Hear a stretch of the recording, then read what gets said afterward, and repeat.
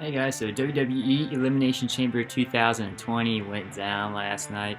It started off as a very entertaining show, kind of tailed off toward the end. So what happened, I'll break it down for you guys match by match. Let's get started. First match is on the kickoff show, Viking Raiders taking on the team of Hawkins and Ryder. It's your standard kickoff show type of match, nothing really special to it.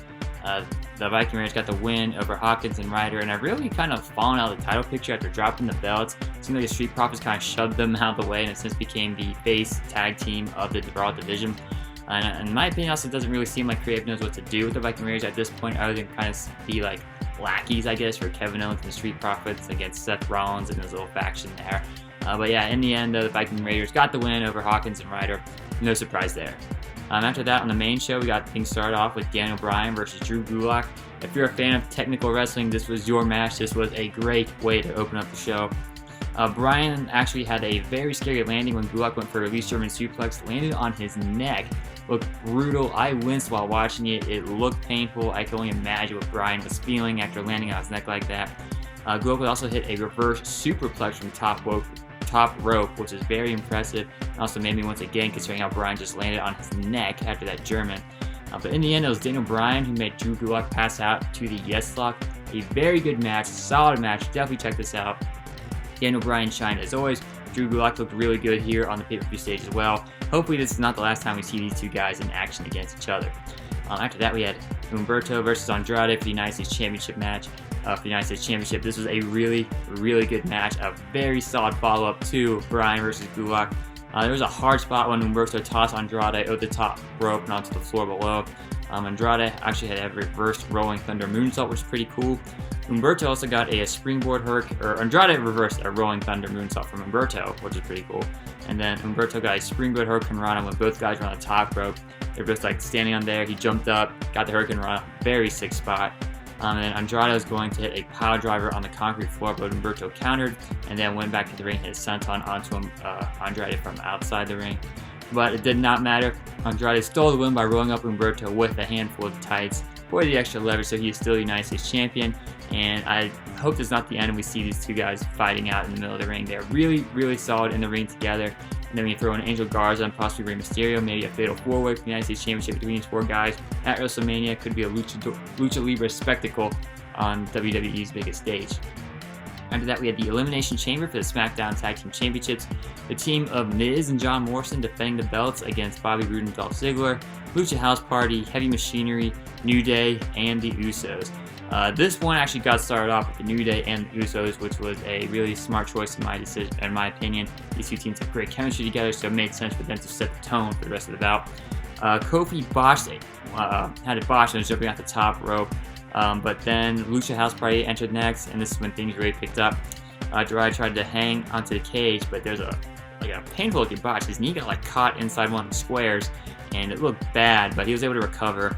And he managed to climb onto a pod, and then Grand Metalik and Dorado jumped from the pod onto the Usos and the New Day. I think Dorado had a crossbody. Grand Metalik had a senton from the pod. It was nuts. After that, Miz and Morrison entered next and dominated for a little bit. Then Grand Metalik hit a crazy hurricane rana onto John Morrison from one of the pods. It was an amazing sight to see. Heavy Machinery entered next, so a big pop. They squashed the Usos against the cage with their stomachs in a pretty funny spot. O's would hit the Caterpillar, and then Dorado, which perhaps could be the spot of the year for WWE, was on top of the pod, monkey barred his way on the ceiling, and then managed to do a shooting star press while hanging from the ceiling. He picked his legs up, used momentum, did a shooting star press, and landed on top of everybody. Amazing spot right there. And then Heavy Machinery would later eliminate Lucha House Party. So after that sixth spot, they were gone. They had their spot fest, they had the moment of the sun. Heavy Machinery eliminated Lucha House Party. After that, Dolph Ziggler and Bobby Roode entered the match, and there was a really cool spot where Dolph Ziggler was hiding from Otis on one of the pods. Tucker climbed up the other side. Ziggler did not notice him. He tapped him on the shoulder, tossed him down to Otis, who catches Ziggler from the pod. So Tucker just pushed or whatever, tossed Ziggler from the pod to Otis on the ground, who caught him and slammed him on the ground. And then Tucker, who's definitely had his stock rising, he did a senton from the top of the pod to everybody below. And Tucker's a big boy, so that's a heavy senton falling off the top of that pod. After that, Then Otis would later try and run into Dolph Ziggler, who was leaning against a pod. He would miss, plow right through the window, then plow right through the back window and fall right out of the Elimination Chamber. I think that was the first time it's ever happened in Elimination Chamber history where a guy actually fell not only through, fell out of the actual chamber. This allowed Ziggler and Rude to eliminate Tucker and get rid of heavy machinery. Kofi would later whiff on a crossbody from the top rope, and Miz and Morrison would then eliminate the New Day. Miz would hit a skull-crushing finale, but could not get the pin. The Miz had one of the Usos in a figure 4 leg lock, and Morrison would then go for a Starship Pain. That was a really, really cool spot where Miz had, I forget which one, but figure 4 leg lock. Morrison, Starship Pain on top of the guy in the figure 4 leg lock. Awesome. Looked painful. Got the abdomen pain, the knee pain. Really good combo move there. And then at the end, it was a Miz and Morrison hit like this flip double pin for the win and to retain their SmackDown Tag Team Championships. Great match. This Elimination Chamber was firing all cylinders at this point. 3 solid matches to start out the show. And this Elimination Chamber match set the bar high for the next Elimination Chamber match later in the night. After that, we had AJ Styles versus Aleister Black in a no disqualification match. The main story of this was Styles working the knee of Aleister Black. He hit Black with a kendo stick in the knee, and then later Styles would swing again for the knee. Aleister Black would dodge it and then kick Styles in the face. And then Styles would later hit Black with a chair and lock in the calf crusher. Black would escape with a kendo stick and used it on Styles. A little bit of payback there. Styles would drop Black on his neck, hard on his knee. That looked really painful, especially when you saw what Daniel Bryan went through. Seeing this another neck injury just made me wince. After that, Styles was going to went for a tombstone, and he caught out the Undertaker by doing the cutthroat motion. Styles was also going to suplex Black from the announce table through a table, but Black managed to kick Styles' knee. Styles would fall at the announce table, face plant onto it, and this would allow Black to hit a meteor to Styles through the table on the outside of the ring, which got a big pop from the crowd. Later on, the OC would gang up on Aleister Black and would hit Black with a magic killer. They're also setting Black up for a phenomenal forearm. But then what happens? The gong goes off, the lights go out, the gong goes off again, the lights come back on. The Undertaker's in the ring. He's choking out Gallows and Anderson. Styles goes for a phenomenal forearm. Undertaker catches him in midair by the throat, choke slams him to the ground. This is not like a old man Undertaker choke slam. This was like maybe 05, 06, 03 Undertaker choke slam, plus one hand up and down and slam. Looked painful. Got a huge reaction from the crowd for that. Lights go out. Gong goes off. Lights come back on. Black is back in the ring. Hits Black Mass on AJ Styles for the win. So it looks like we're going to get AJ Styles versus The Undertaker at WrestleMania. I cannot wait for that. We got the Phenom versus the Phenomenal One. And of course, Aleister Black got a big win over AJ Styles here with an assist from The Undertaker. Regardless, so it's a win for Aleister Black on pay-per-view, and he looked strong in this victory as he was battling a knee injury seemingly throughout the entire match. After that, we had the Raw Tag Team Championship match. Seth Rollins and Buddy Murphy taking on the Street Profits. Standard tag team match. The crowd was like pretty quiet for this. I mean, we consider they had like 3 solid matches throughout the show, and then The Undertaker appeared. It seemed to be worn out by this point. Ford would almost land on his feet after being hit with a back body drop, which was pretty impressive. And then he would also hit a standing moonsault. Viking Raiders there come out and battle AOP, who are outside with Rollins and Murphy. They would fight all the way back behind the stage. And then Dawkins would catch Rollins off a suicide dive and planted him outside the ring. There's a Tower of Doom spot where Rollins double powerbomb the Street Profits, but a superplex onto Murphy. That's always a cool spot, this Tower of Doom spots. And then Profits would catch Murphy during his senton onto the outside of the ring and powerbomb him into the barricade. Ford would hit a big frog splash for the win to retain the championships. And then Kevin Owens, who actually made an appearance during the match, he like threw popcorn in Seth Rollins' face. After the match, would hit Rollins with a stunner.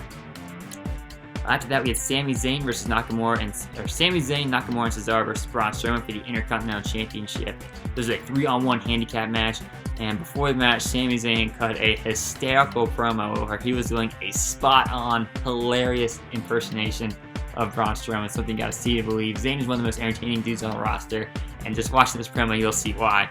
The 3 dominated Strowman early, but Strowman would later gain the upper hand, and Zayn would crawl under the ring, but this will allow them to regain the upper hand on Strowman. They then threw Strowman to the stairs. Nakamura got Kinshasa on Strowman against the ring post. And then to end the match, they had their double suplex Haluva kick combo. This will allow Zayn to pin Strowman and get the Intercontinental Championship, his first singles championship in WWE since he won the NXT Championship. And this is his first singles title. I think it's his first title at all on the main roster, which is mind-boggling to me. But anyway, Sami Zayn, your new Intercontinental Champion. Hopefully he holds on to it for a while. I don't want to see him drop it back to Strowman at WrestleMania. I want to see him get a lengthy run with this title. He is very entertaining. He's so funny. And as a heel, he's killing it in this role. So if he can, WWE rewards him for his efforts with a lengthy Intercontinental Championship run. After that, we had the Women's Elimination Chamber match to determine the #1 contender for the Raw Women's title. This was Asuka versus Sarah Logan versus Liv Morgan versus Shayna Baszler versus Ruby Riott versus Natalya. And Natalya and Riott started out. Neidhart had Riott in a sharpshooter by Pod, which was to the light of Liv Morgan. Riott would then drop herself off the side of the cage onto Natalya. Natalya would let the chair drop Riott into the cage, and then this is when Sarah Logan entered the match. There was no Riott Squad reunion here. Natalya would powerbomb Riott onto the chamber floor, then Logan would hit a big crosspipe on top of the pod onto Riott and Natalya. And then this is where business really picked up. Shayna Baszler entered the match and dominated. She choked out Logan and Riott, and then she slammed a pod door onto Natalya repeatedly, which looked painful, sounded painful, and then she would later choke her out. And this is where things would slow down. After they amped up with Baszler entering the match, they slowed down considerably, because there's nobody left in the match except Baszler, and then you had Liv Morgan and Asuka in the pods just waiting. So instead of like opening the pods early, they actually let the countdown clock keep going, and the crowd was getting antsy. They were booing it, and I can understand why, because it made no point in making everybody wait. Liv Morgan was next to enter, and she was immediately destroyed. She was powerbombed into the cage, and then Baszler swung her by her legs into the cage and then into the glass. Very painful looking spot. The bang from the glass was very loud.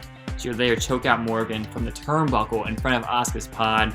Then when Asuka entered the match, she would later put Baszler in the Asuka lock. Baszler would escape. Then later on choke out Asuka for the win. Not a very exciting match once everybody was eliminated. It was just Baszler kind of just wasting time in the ring in between entrance from the pods. But it did what it set out to do, establish Baszler as a dominant heel and a legitimate threat to Becky Lynch's title. So we get Shayna Baszler versus Becky Lynch for the Raw Women's Championship at WrestleMania 36 coming up in April. And that's all I got for you. If you like to feel free to give it a thumbs up, leave a comment, subscribe to the channel. Check out my website, cincyfanzone.blogspot.com. Give me a follow on Twitter and on Instagram. Both of those are at Cincy Fan Zone. Links to both of those are in the description below. And as always, guys, thanks for watching.